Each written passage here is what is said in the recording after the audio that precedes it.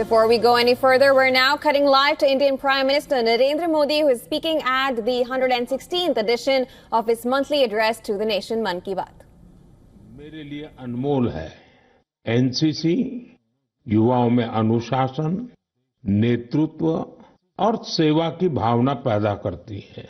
आपने अपने आसपास देखा होगा, जब भी कहीं कोई आपदा होती है, चाहे बाढ़ की स्थिति हो, कहीं भूकंप आया हो, कोई हादसा हुआ हो, वहां मदद करने के लिए एनसीसी के कैडेट्स जरूर मौजूद हो जाते हैं।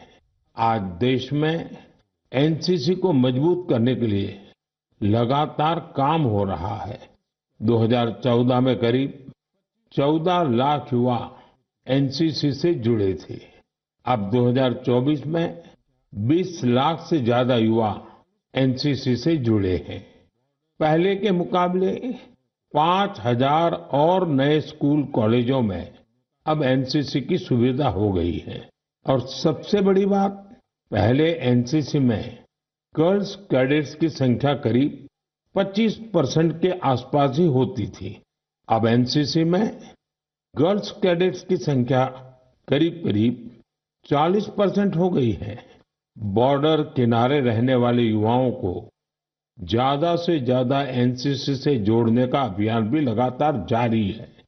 मैं युवाओं से आग्रह करूंगा कि ज्यादा से ज्यादा संख्या में एनसीसी से जुड़े। आप देखिएगा, आप किसी भी कैरियर में जाए, एनसीसी से आपके व्यक्तित्व निर्माण में बड़ी मदद मिलेगी। साथियों, विकसित भारत के निर्माण में युवाओं का रोल बहुत बड़ा है। युवा मन जब एकजुट होकर देश की आगे की यात्रा के लिए मंथन करते हैं, चिंतन करते हैं, तो निश्चित रूप से इसके ठोस रास्ते निकलते हैं। आप जानते हैं, 12 जनवरी को स्वामी विवेकानंद जी की जयंती पर देश युवा दिवस मनाता है। अगले साल स्वामी विवेकानंद जी की 162वीं जयंती है। इस बार इसे बहुत खास तरीके से मनाया जाएगा।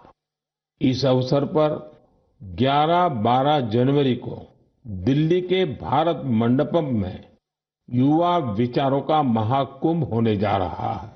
और इस पहल का नाम है Viksit Bharat young leaders dialogue. Bharat भर से करोड़ों युवा इसमें भाग लेंगे। गांव, ब्लॉक, जिले, राज्य और वहां से निकलकर के चुने हुए ऐसे 2000 युवा भारत मंडपम में विकसित भारत यंग लीडर्स डायलॉग के लिए जुटेंगे। आपको याद होगा, मैंने लाल किले की प्राचीर से ऐसे युवाओं से राजनीति में आने का आह्वान किया है जिनके परिवार का कोई भी व्यक्ति और पूरे परिवार का पॉलिटिकल बैकग्राउंड नहीं है। ऐसे 1 लाख युवाओं को, नए युवाओं को राजनीति से जोड़ने के लिए देश में कई तरह के विशेष अभियान चलेंगे। विकसित भारत यंग लीडर्स डायलॉग भी ऐसा ही एक प्रयास है। इसमें देश और विदेश से एक्सपर्ट्स आएंगे, अनेक राष्ट्रीय और अंतर्राष्ट्रीय हस्तियां भी रहेगी। मैं भी इसमें ज्यादा से ज्यादा समय उपस्थित रहूंगा। युवाओं के सीधे हमारे सामने अपने आइडियाज को रखने का अवसर मिलेगा। देश इन आइडियाज को कैसे आगे लेकर जा सकता है, कैसे एक ठोस रोडमैप बन सकता है, इसका एक ब्लूप्रिंट तैयार किया जाएगा। तो आप भी तैयार हो जाइए। जो भारत के भविष्य का निर्माण करने वाले हैं, जो देश की भावी पीढ़ी है, उनके लिए ये बहुत बड़ा मौका आ रहा है। आइए मिलकर देश बनाएं, देश को विकसित बनाएं। मेरे प्यारे देशवासियों, मन की बात में हम अक्सर ऐसे युवाओं की चर्चा करते हैं जो निस्वार्थ भाव से समाज के लिए काम कर रहे हैं। ऐसे कितने ही युवा हैं जो लोगों की छोटी छोटी समस्याओं का समाधान निकालने में जुटे हैं।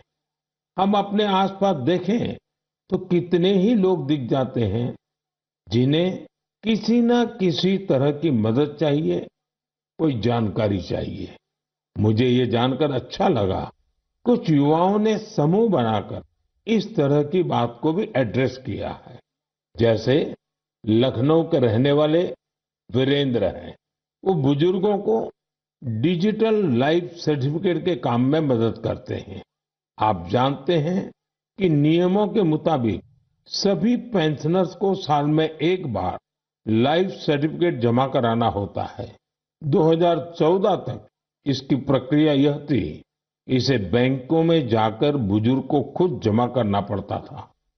आप कल्पना कर सकते हैं कि इससे हमारे बुजुर्गों को कितनी असुविधा होती थी। अब ये व्यवस्था बदल चुकी है। अब डिजिटल लाइफ सर्टिफिकेट देने से चीजें बहुत ही सरल हो गई हैं। बुजुर्गों को बैंक नहीं जाना पड़ता। बुजुर्गों को टेक्नोलॉजी की वजह से कोई दिक्कत ना आए, इसमें वीरेंद्र जैसे युवाओं की बड़ी भूमिका है। वो अपने क्षेत्र के बुजुर्गों को इसके बारे में जागरूक करते रहते हैं। इतना ही नहीं, वो बुजुर्गों को टैक्स सेवी भी बना रहे हैं। ऐसे ही प्रयासों से आज डिजिटल लाइफ सर्टिफिकेट पाने वालों की संख्या 80 लाख के आंकड़े को पार कर गई है। इनमें से 2 लाख से ज्यादा ऐसे बुजुर्ग हैं जिनकी आयु 80 के भी पार हो गई है। साथियों, कई शहरों में युवा बुजुर्गों को डिजिटल क्रांति में भागीदार बनाने के लिए भी आगे आ रहे हैं। भोपाल के महेश ने अपने मोहल्ले के कई बुजुर्गों को मोबाइल के माध्यम से पेमेंट करना सिखाया है। इन बुजुर्गों के पास स्मार्टफोन तो था, लेकिन उसका सही उपयोग बताने वाला कोई नहीं था। बुजुर्गों को डिजिटल अरेस्ट के खतरे से बचाने के लिए भी युवा आगे आए हैं। अहमदाबाद के राजीव लोगों को डिजिटल अरेस्ट के खतरे से आगाह करते हैं। मैंने मन की बात के पिछले एपिसोड में डिजिटल अरेस्ट की चर्चा की थी। इस तरह के अपराध के सबसे ज्यादा शिकार बुजुर्ग ही बनते हैं। ऐसे में हमारा दायित्व है कि हम उन्हें जागरूक बनाएं और साइबर फ्रॉड से बचने में मदद करें। हमें बार बार लोगों को समझाना होगा कि डिजिटल अरेस्ट नाम का सरकार में कोई भी प्रावधान नहीं है। ये सरासर झूठ, लोगों को फंसाने का एक षड्यंत्र है। मुझे खुशी है कि हमारे युवा साथी इस काम में पूरी संवेदनशीलता से हिस्सा ले रहे हैं और दूसरों को भी प्रेरित कर रहे हैं।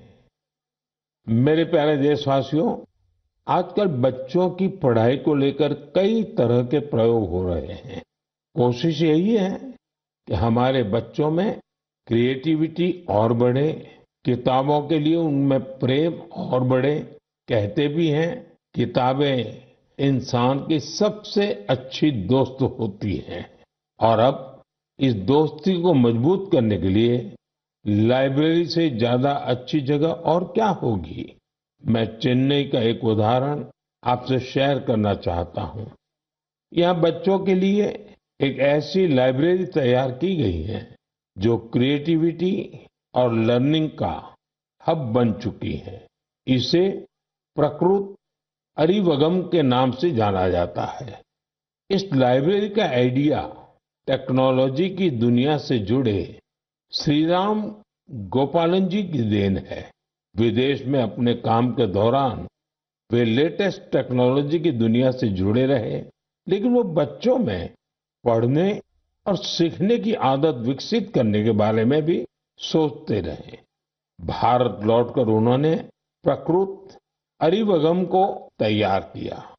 इसमें 3000 से अधिक किताबें हैं जिन्हें पढ़ने के लिए बच्चों में होड़ लगी रहती है। किताबों के अलावा इस लाइब्रेरी में होने वाली कई तरह की एक्टिविटीज भी बच्चों को लुभाती है। स्टोरी टेलिंग सेशन हो, आर्ट वर्कशॉप्स हो, memory training classes, robotics lesson या फिर पब्लिक स्पीकिंग, यहाँ हर किसी के लिए कुछ न कुछ जरूर है जो उन्हें पसंद आता है। साथियों, हैदराबाद में फूड फॉर थॉट फाउंडेशन ने भी कई शानदार लाइब्रेरीज बनाई है। इनका भी प्रयास यही है कि बच्चों को ज्यादा से ज्यादा विषयों पर ठोस जानकारी के साथ पढ़ने के लिए किताबें मिले। बिहार में गोपालगंज के प्रयोग लाइब्रेरी की चर्चा तो आसपास के कई शहरों में होने लगी है। इस लाइब्रेरी से करीब 12 गांवों के युवाओं को किताबें पढ़ने की सुविधा मिलने लगी है। साथ ही ये लाइब्रेरी पढ़ाई में मदद करने वाली दूसरी जरूरी सुविधाएं भी उपलब्ध करा रही है। कुछ लाइब्रेरीज तो ऐसी हैं जो प्रतियोगी परीक्षाओं की तैयारी में स्टूडेंट्स के बहुत काम आ रही है। ये देखना वाकई बहुत सुखद है कि समाज को सशक्त बनाने में आज लाइब्रेरी का बेहतरीन उपयोग हो रहा है। आप भी किताबों से दोस्ती बढ़ाइए और देखिए कैसे आपके जीवन में बदलाव आता है। मेरे प्यारे देशवासियों, परसों रात ही मैं दक्षिण अमेरिका के देश गयाना से लौटा हूँ। भारत से हजारों किलोमीटर दूर गयाना में भी एक मिनी भारत बसता है। आज से लगभग 180 वर्ष पहले गयाना में भारत के लोगों को खेतों में मजदूरी के लिए, दूसरे कामों के लिए ले जाया गया था। आज गयाना में भारतीय मूल के लोग राजनीति, व्यापार, शिक्षा और संस्कृति के हर क्षेत्र में गयाना का नेतृत्व कर रहे हैं। गयाना के राष्ट्रपति डॉक्टर इरफान अली भी भारतीय मूल के हैं, जो अपनी भारतीय विरासत पर गर्व करते हैं। जब मैं गयाना में था तभी मेरे मन में एक विचार आया था जो मैं मन की बात में आपसे शेयर कर रहा हूँ। गयाना की तरह ही दुनिया के दर्जनों देशों में लाखों की संख्या में भारतीय हैं। दशकों पहले की, 200-300 साल पहले की उनके पूर्वजों की अपनी कहानियां हैं। क्या आप ऐसी कहानियों को खोज सकते हैं कि किस तरह भारतीय प्रवासियों ने अलग अलग देशों में अपनी पहचान बनाई, कैसे उन्होंने वहां की आजादी की लड़ाई के अंदर हिस्सा लिया, कैसे उन्होंने अपनी भारतीय विरासत को जीवित रखा। मैं चाहता हूं कि आप ऐसी सच्ची कहानियों को खोजें और मेरे साथ शेयर करें। आप इन कहानियों को नमो ऐप पर या माय गॉव पर #इंडियन डायस्पोरा स्टोरीज के साथ भी शेयर कर सकते हैं। साथियों, आपको ओमान में चल रहा एक एक्स्ट्रा ऑर्डिनरी प्रोजेक्ट भी बहुत दिलचस्प लगेगा। अनेकों भारतीय परिवार कई शताब्दियों से ओमान में रह रहे हैं। इनमें से ज्यादातर गुजरात के कच्छ से जाकर बसे हैं। इन लोगों ने व्यापार के महत्वपूर्ण लिंक तैयार किए थे। आज भी उनके पास ओमानी नागरिकता है, लेकिन भारतीयता उनकी रग रग में बसी है। ओमान में भारतीय दूतावास और नेशनल आर्काइव्स ऑफ इंडिया के सहयोग से एक टीम ने इन परिवारों की हिस्ट्री को प्रिजर्व करने का काम शुरू किया है। इस अभियान के तहत अब तक हजारों डॉक्यूमेंट्स जुटाए जा चुके हैं। इनमें diary, account book, ledgers, letters और टेलीग्राम शामिल है। इनमें से कुछ दस्तावेज तो सन 1838 के भी हैं। ये दस्तावेज भावनाओं से भरे हुए हैं। बरसों पहले जब वो ओमान पहुंचे तो उन्होंने किस प्रकार का जीवन जिया, किस तरह के सुख दुख का सामना किया और ओमान के लोगों के साथ उनके संबंध कैसे आगे बढ़े, ये सब कुछ इन दस्तावेजों का हिस्सा है। ओरल हिस्ट्री प्रोजेक्ट ये भी इस मिशन का एक महत्वपूर्ण आधार है। इस मिशन में वहां के वरिष्ठ लोगों ने अपने अनुभव साझा किए हैं। लोगों ने वहां अपने रहन सहन से जुड़ी बातों को विस्तार से बताया है। साथियों, ऐसा ही एक ओरल हिस्ट्री प्रोजेक्ट भारत में भी हो रहा है। इस प्रोजेक्ट के तहत इतिहास प्रेमी देश के विभाजन के कालखंड में पीड़ितों के अनुभवों का संग्रह कर रहे हैं। अब देश में ऐसे लोगों की संख्या कम ही बची है जिन्होंने विभाजन की विभीषिका को देखा है। ऐसे में यह प्रयास और ज्यादा महत्वपूर्ण हो गया है। साथियों, जो देश, जो स्थान अपने इतिहास को संजो कर रखता है, उसका भविष्य भी सुरक्षित रहता है। इसी सोच के साथ एक प्रयास हुआ है जिसमें गांवों के इतिहास को संजोने वाली एक डायरेक्टरी बनी है। समुद्री यात्रा के भारत के पुरातन सामर्थ्य से जुड़े साक्ष्यों को सहेजने का भी अभियान देश में चल रहा है। इस कड़ी में लोथल में एक बहुत बड़ा म्यूजियम भी बनाया जा रहा है। इसके अलावा आपके संज्ञान में कोई मैन्युस्क्रिप्ट हो, कोई ऐतिहासिक दस्तावेज हो, कोई हस्तलिखित प्रत हो, तो उसे भी आप नेशनल आर्काइव्स ऑफ इंडिया की मदद से सहेज सकते हैं। साथियों, मुझे स्लोवाकिया में हो रहे ऐसे ही एक और प्रयास के बारे में पता चला है जो हमारी संस्कृति को संरक्षित करने और उसे आगे बढ़ाने से जुड़ा है।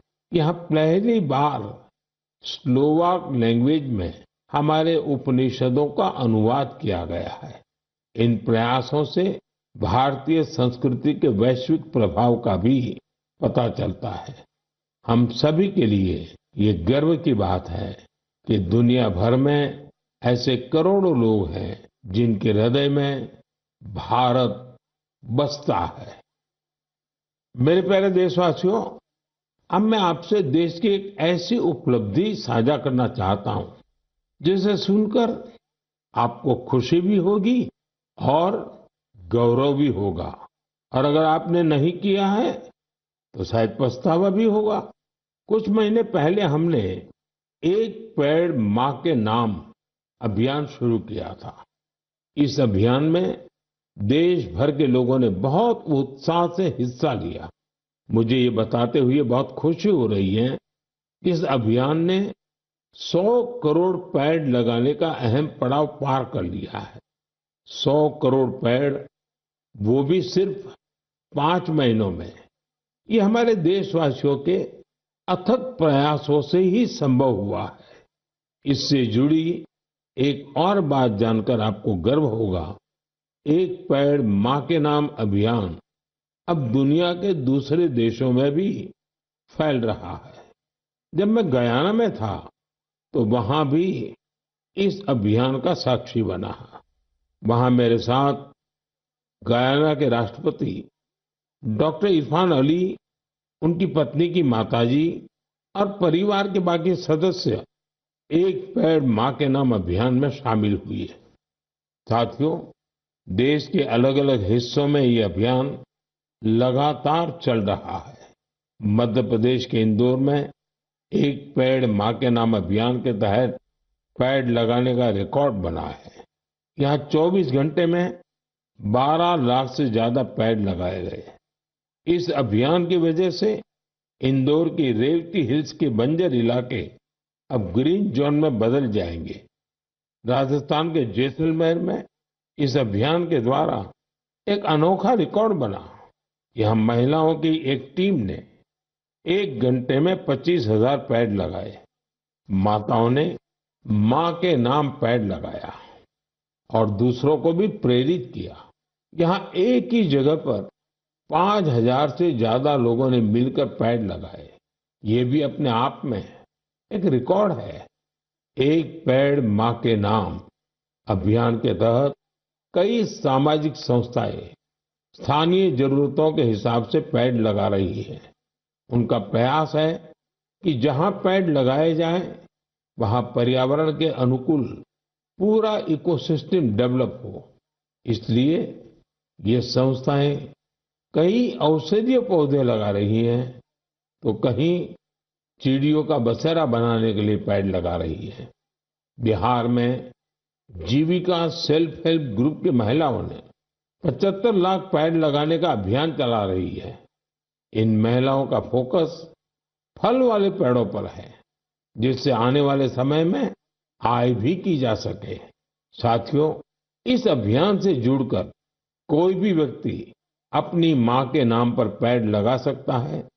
अगर माँ साथ है तो उन्हें साथ लेकर आप पेड़ लगा सकते हैं, नहीं तो उनकी तस्वीर साथ में लेकर आप इस अभियान का हिस्सा बन सकते हैं।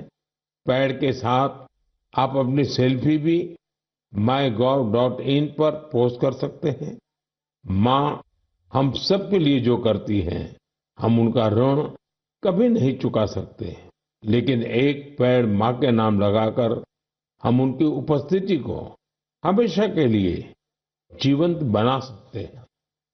मेरे प्यारे देशवासियों, आप सभी लोगों ने बचपन में गोरैया या स्पैरो को अपने घर की छत पर, पेड़ों पर चहकते हुए जरूर देखा होगा। गोरैया को तमिल और मलयालम में कुरुवी, तेलुगु में पिचुका और कन्नड़ा में गुब्बी के नाम से जाना जाता है। हर भाषा संस्कृति में गोरैया को लेकर किस्से कहानी सुनाए जाते हैं। हमारे आसपास बायोडायवर्सिटी को बनाए रखने में गोरैया का एक बहुत महत्वपूर्ण योगदान होता है। लेकिन आज शहरों में बड़ी मुश्किल से गोरैया दिखती है। बढ़ते शहरीकरण की वजह से गोरैया हमसे दूर चली गई है। आज की पीढ़ी के ऐसे बहुत से बच्चे हैं जिन्होंने गोरैया को सिर्फ तस्वीरों या वीडियो में देखा है। ऐसे बच्चों के जीवन में इस प्यारी पक्षी की वापसी के लिए कुछ अनोखे प्रयास हो रहे हैं। चेन्नई के कुडुगल ट्रस्ट ने गोरैया की आबादी बढ़ाने के लिए स्कूल के बच्चों को अपने अभियान में शामिल किया है। संस्थान के लोग स्कूलों में जाकर बच्चों को बताते हैं कि गोरैया रोजमर्रा के जीवन में कितनी महत्वपूर्ण है। ये संस्थान बच्चों को गोरैया का घोंसला बनाने की ट्रेनिंग देते हैं। इसके लिए संस्थान के लोगों ने बच्चों को लकड़ी का एक छोटा सा घर बनाना सिखाया। इसमें गोरैया को रहने खाने का इंतजाम किया। ये ऐसे घर होते हैं जिन्हें किसी भी इमारत की बाहरी दीवार पर या पेड़ पर लगाया जा सकता है। बच्चों ने इस अभियान में उत्साह के साथ हिस्सा लिया और गोरैया के लिए बड़ी संख्या में घोंसला बनाना शुरू कर दिया। पिछले 4 वर्षों में संस्था ने गोरैया के लिए ऐसे 10,000 घोंसले तैयार किए हैं। कुडुगल ट्रस्ट की इस पहल से आसपास के इलाकों में गोरैया की आबादी बढ़नी शुरू हो गई है। आप भी अपने आसपास ऐसे प्रयास करेंगे तो निश्चित तौर पर गोरैया फिर से हमारे जीवन का हिस्सा बन जाएगी। साथियों, कर्नाटका के मैसूरू की एक संस्था ने बच्चों के लिए अर्ली बर्ड नाम का अभियान शुरू किया है। ये संस्था बच्चों को पक्षियों के बारे में बताने के लिए खास तरह की लाइब्रेरी चलाती है। इतना ही नहीं, बच्चों में प्रकृति के प्रति जिम्मेदारी का भाव पैदा करने के लिए नेचर एजुकेशन किट तैयार किया है। इस किट में बच्चों के लिए story book, games, activity sheets और जिगसॉ पजल्स हैं। ये संस्था शहर के बच्चों को गांवों में लेकर जाती है और उन्हें पक्षियों के बारे में बताती है। इस संस्था के प्रयासों की वजह से बच्चे पक्षियों की अनेक प्रजातियों को पहचानने लगे हैं। मन की बात के श्रोता भी इस तरह के प्रयास से बच्चों में अपने आसपास को देखने, समझने का अलग नजरिया विकसित कर सकते हैं। मेरे प्यारे देशवासियों, आपने देखा होगा, जैसे ही कोई कहता है सरकारी दफ्तर, तो आपके मन में फाइलों के ढेर की तस्वीर बन जाती है।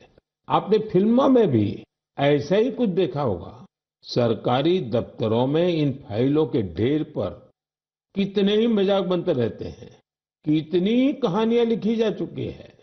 बरसों बरस तक ये फाइलें ऑफिस में पड़े पड़े धूल से भर जाती थी, वहां गंदगी होने लगती थी। ऐसी दशकों पुरानी फाइलों और स्क्रैप को हटाने के लिए एक विशेष स्वच्छता अभियान चलाया गया।